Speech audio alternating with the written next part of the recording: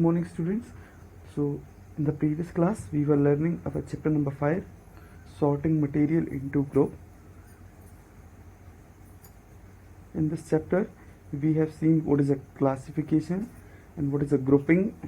So what is a classification? Placing or order, sorting similar things is called a placing, or sorting similar things together is called a grouping, while grouping the things on the basis of their similarities and different similarities is called a classification. Okay, next we have also seen on what categories the things can be classified. So first category we have seen roughness. Roughness means the of the surface, means how much rough or smooth the surface is. Okay, next the category we have seen luster. The ability of material to shine is known as luster. The ability of material to shine is known as luster, and the material which shine are called lustrous, which do not shine are called non-lustrous. Example of shining surface or lustrous surface are gold and silver, whereas non-lustrous are mud or wood. Next we have seen the transparency. Transparency means transparent are the substance that allow the light to completely pass through it. Example, clear glass. Second, the material which allow only partially light to pass through it called translucent. Example, colored glass. And the material which do not allow the light to pass through it completely are called opaque. Example, wood or wall.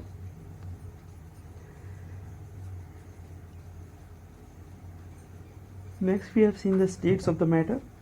So there are three states of the matter: solid, liquid and gas. First we have saw about solid. So what are solid? Solid have definite shape and volume, like you have seen the box does not, or any material like suppose books are solid as they do not change their shape and size. Second, they are not compressible. You cannot compress the solid. Next we have seen liquid. Liquid does not have fixed shape but have fixed volume. For example, milk does not have any fixed shape. Whatever you keep it in, it will take the shape of it. Next, it is not highly compressible. It is neither low compressible. It can be compressed to a small amount. Next we have seen gases. Gases neither have fixed shape nor have fixed volume, and gases are highly compressible. You can compress the gas edge to a large extent. Next we have seen about the solubility. Solubility means to dissolve in a given liquid. What is the solubility? The solubility is the property to dissolve in a given liquid. First we have seen about solids. So some solids that are soluble in liquid are called soluble substance. Example, sugar and salt. And the substance which do not dissolve in the given liquid are called insoluble. Example, sand and wood.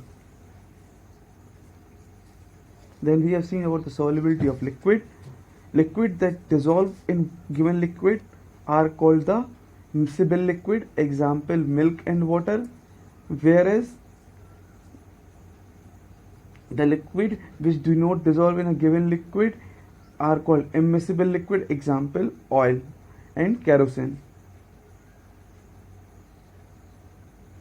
Next we are talking about solubility of gases. Some gases that dissolve in the given some gases are dissolved in water. Example, we already know water is formed by the mixture of two gases, hydrogen and oxygen. Also it contains a small amount of nitrogen and carbon dioxide dissolved in it.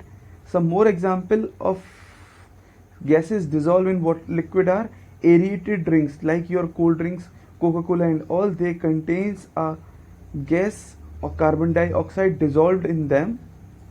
Oxygen dissolved in water is used by the aquatic animal for their breathing.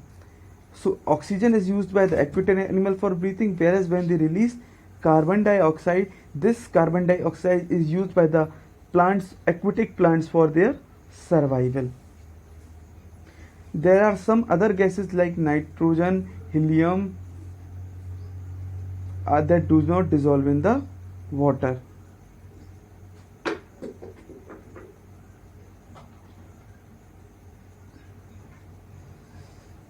Now we will take about flotation. So you have seen, take a piece of paper and take piece of a stone. When you will put both them in the water, you will see that the piece of paper float on water, and whereas the piece of a stone drowns in water. This shows that some substance float while some substance drown. This property of floating on the surface of a given liquid is known as flotation.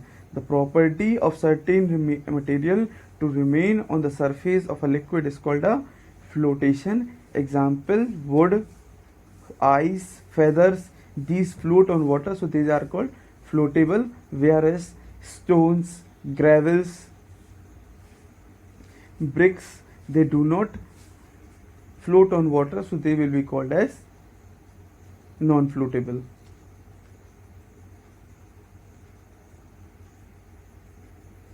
Next we are seeing here the exercises. Write true or false, true and false for the following. So sandpaper is smooth to touch, false. Clear water is a translucent material, false. Silver has luster, true. Hydrogen dissolve in water, true. That is false. Now their question arises, sir, water is formed by hydrogen and oxygen. So still hydrogen does not dissolve in water. Why?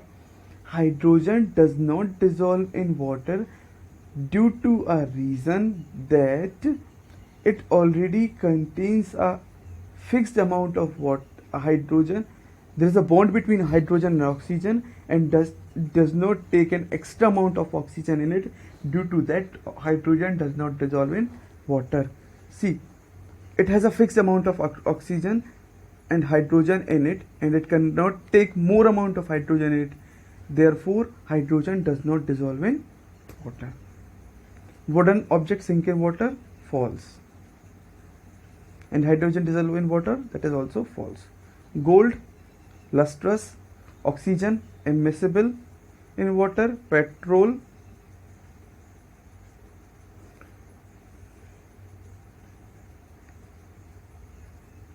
floats on water. Wait.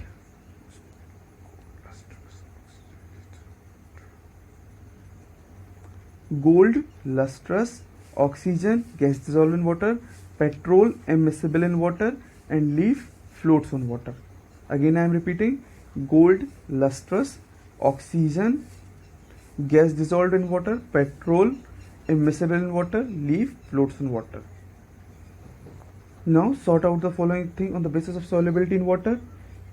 Petrol, immiscible. You will not write insoluble, you will write immiscible. Sugar, soluble. Petrol, you will write immiscible. Sugar, soluble. Salt, soluble. Chalk powder, insoluble. Insoluble. Chalk powder, insoluble.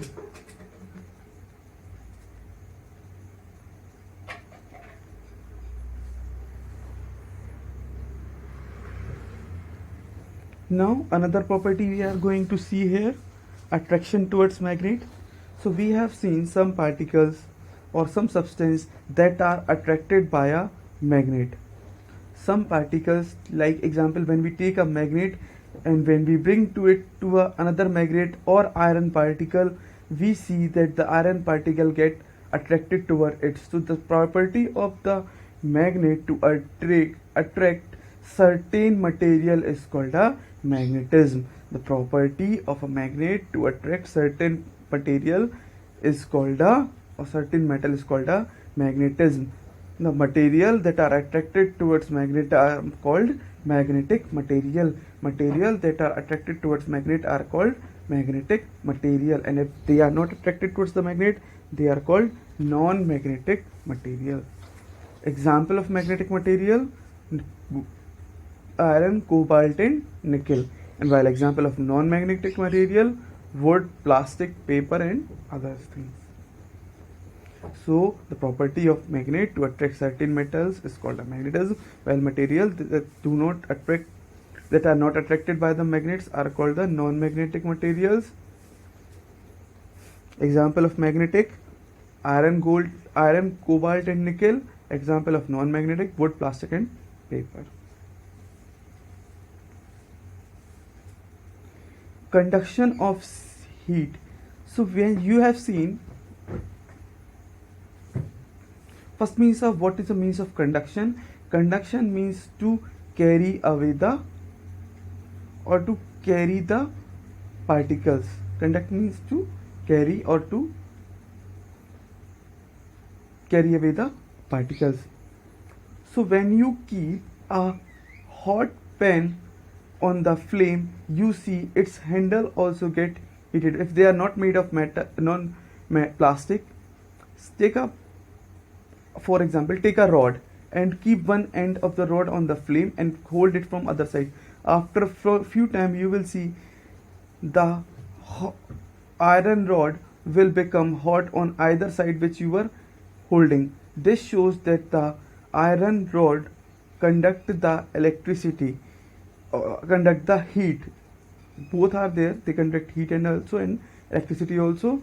So the property of the metal get heated while cooking or while heating the particles is called a conduction, whereas the some particles that do not get heat when they are heated, so this property is called a, so this property will come under non-conductors. The particles which conduct the heat are called the conductors, and which do not conduct the heat are called non-conductor or insulator. Example of conductors of heat are all the metals, whereas the example of non-conductor: wood or plastics. So the whole summary we can define in this: the substance that conduct the heat are called conductors, whereas the substance that do not conduct the heat are called insulators. Example of conductors: metals, where the examples of non-conductor or insulators: wood, plastic.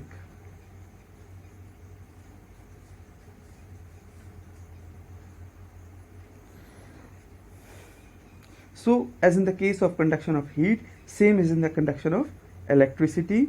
Materials that allow the electric current to pass through them are called conductors of electricity, whereas the materials that do not allow the electric current to pass through them are called bad conductors of heat or insulator. Examples of conductors: metals are good conductor, metals and graphite are good conductor of electricity, whereas wood, plastic, rubber are the insulators of heat.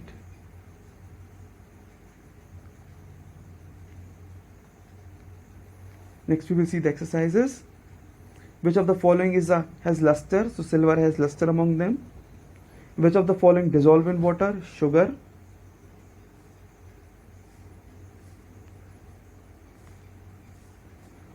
Which of the following is miscible in water? Alcohol. Which of the following is a good conductor of electricity? Metal.